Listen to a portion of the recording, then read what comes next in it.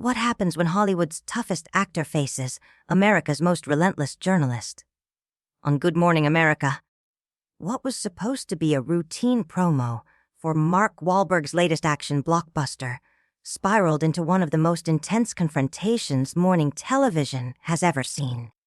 Before we unpack it, hit that subscribe button and drop a comment. What do you think really set this off? The studio lights blazed as Wahlberg took the guest chair opposite George Stephanopoulos. He'd done this 100 times before, smiling, promoting, talking about his film. This time would be different. George, Mark, thanks for joining us this morning. Your new film's getting incredible reviews. Tell us about your character's journey in this one. Mark, thanks for having me. Look, this character's been pushed to the edge. Fighting for his family. Fighting for what matters. Sometimes you've got to stand up and fight. You know what I mean? George's tone shifted almost imperceptibly. Speaking of fighting for what you believe in, there's been some controversy around your past statements on social issues. How do you respond to critics who say celebrities shouldn't wade into politics? The question landed like a sucker punch. Wahlberg's smile tightened. George, I'm here to talk about my movie. I make films. I entertain people. But George leaned forward. But with your platform comes responsibility. When you have millions of followers, don't your words carry weight beyond entertainment? Mark's voice edged up. My responsibility is to my craft and my family. I didn't sign up to be anyone's political spokesperson. I grew up on the streets of Dorchester. I know what real problems look like, and they're not what people argue about on Twitter all day. George pressed, but when you speak publicly on law enforcement, social justice, people listen. Don't you feel any obligation to consider the impact? Wahlberg leaned in, eyes narrowing. George, let me ask you something. Back when you were in the Clinton administration, did you represent every viewpoint? Or did you do your job and represent the people you worked for? A flicker crossed George's face. That's different, Mark. I was a political advisor. You're a public figure with cultural influence. The Mark shot back. Different how? Because you worked in politics. Your opinions mattered more. Because you went to fancy schools.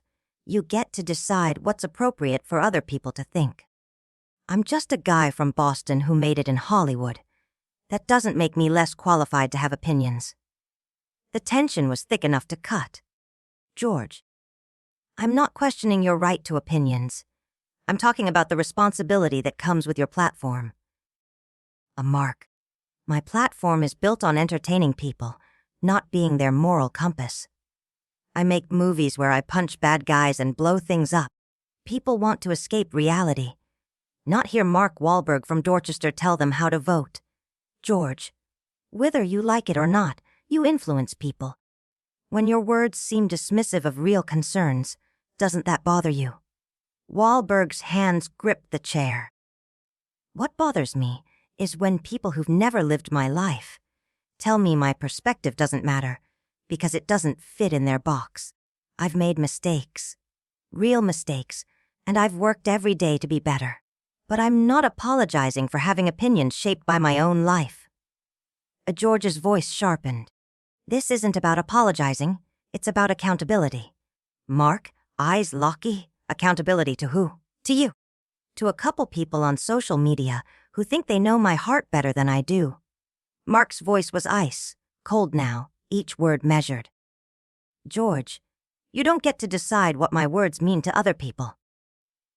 You don't get to twist them into something they're not, just because it fits the story you want to tell. The air in the studio was so still it felt heavy.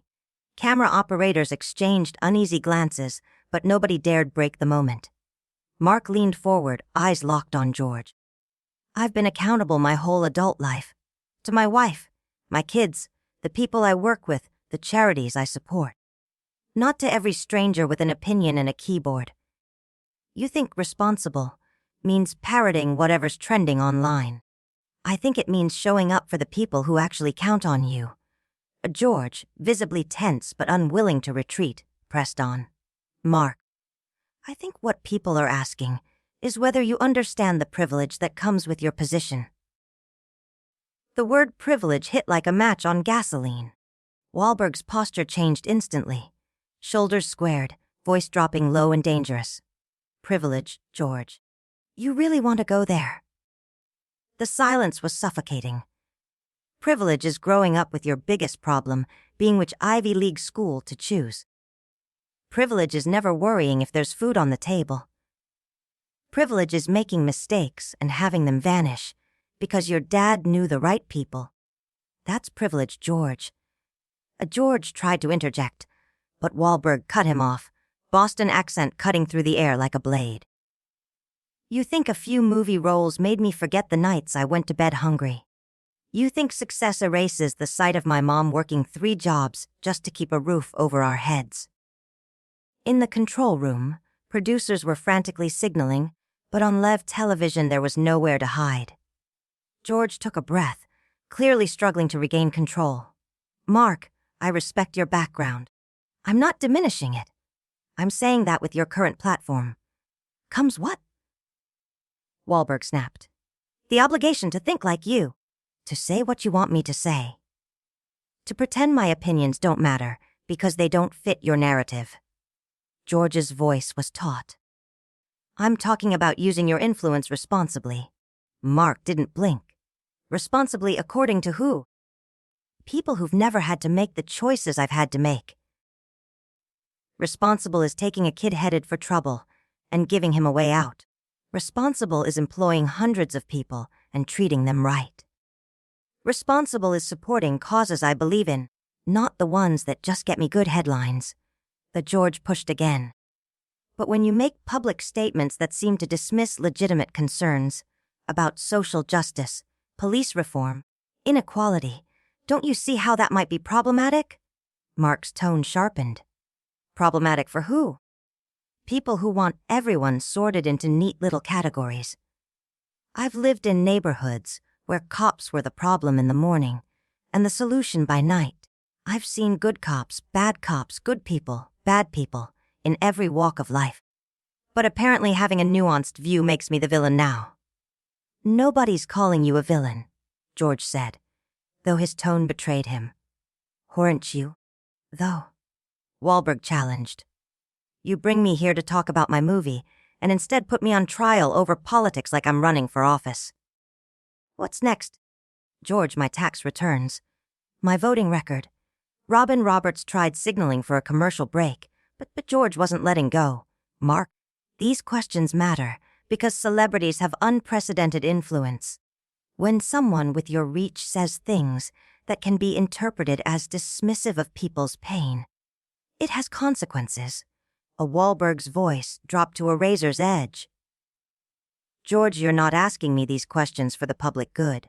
You're asking them because you want a moment. You want the clip.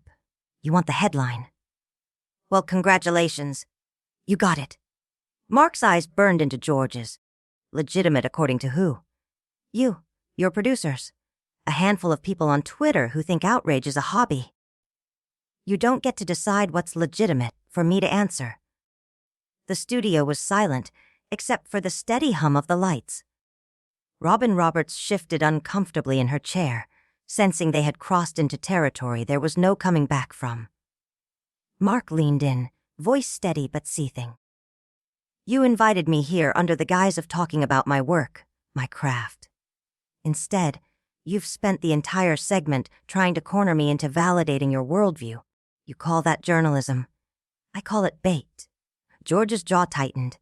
It's called holding people accountable. Mark, no. Mark shot back. Accountability is facing the people whose lives you actually affect. Not performing for a national audience so you can look tough in the post, show headlines. The air felt electric now. Both men squared off, neither blinking. George's voice was low but cutting. I think viewers can decide for themselves which one of us is out of touch. Mark didn't hesitate. They already have, George. And here's the difference. You can go home tonight, pour yourself a glass of wine, and feel good about this little ambush. Me. I'll go home and keep doing the work you'll never cover. Because it doesn't fit the story you want to tell. The control room was in chaos, hands waving for a commercial. But the confrontation had its own gravity. Nobody dared to move. Mark pushed back his chair, standing to his full height. This interview's over.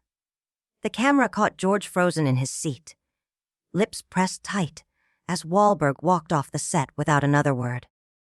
Mark's voice cut like glass. Legitimate according to you. According to your producers. According to whatever political agenda you're pushing this week. George, here's a legitimate question for you. When did journalists stop reporting the news and start thinking they were the news? The line landed like a punch. George's face flushed crimson. Mark, that's completely unfair and unprofessional. I've been doing this job for decades, and I have never let personal politics interfere with my reporting. Mark leaned back, lips curling into a sharp, humorless smile. Really? Because from where I'm sitting, this entire interview has been you fishing for a sound bite you can use to make me look bad. That's not journalism. George, that's a hit job wrapped in a morning show smile. That's ridiculous. George snapped. I asked you straightforward questions about your statements and your responsibilities as a public figure.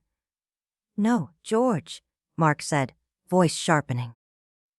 You brought me here under false pretenses, then ambushed me with loaded questions designed to paint me as some kind of heartless monster. You think I don't know a setup when I see one? The word setup hit like a slap. George's voice shook with restrained fury. Nobody set you up. These are questions any responsible journalist would ask. And frankly, your reaction says a lot about your character. Mark's eyes narrowed. His voice dropped to a dangerous quiet. You want to talk about character. Character is owning your mistakes and doing better. It's helping people without asking for applause. It's standing up for what you believe in, even when it's not popular. What character isn't, is hiding behind the word journalism to attack people you disagree with politically. George's composure cracked. Mark, I think this interview is over. Your behavior here has been inappropriate and unprofessional. Mark laughed once, cold without humor. My behavior. George, I came here to talk about my movie. You turned it into an interrogation about my politics, and now you're shocked that I defended myself.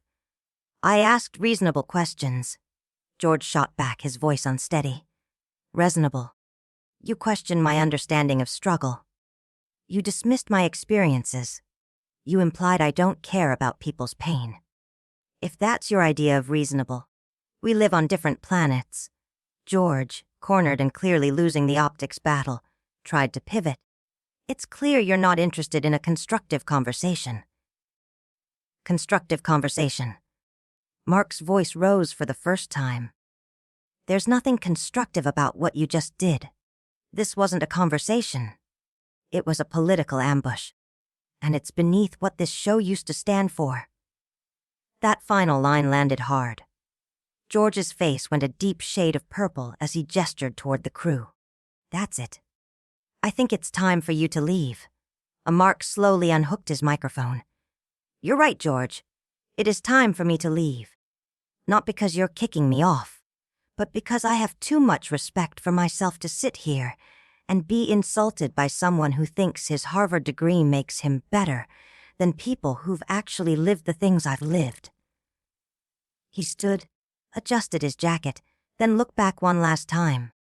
Good luck explaining to your viewers why you spent more time attacking your guest than letting him talk about why he came here. I'm sure that's exactly what they tuned in for. With that, Mark Wahlberg walked off the Good Morning America set. The camera caught George standing alone, stiff and pale, before cutting awkwardly to commercial. America had just witnessed one of the most explosive live TV confrontations in recent memory, and neither man walked away unscathed.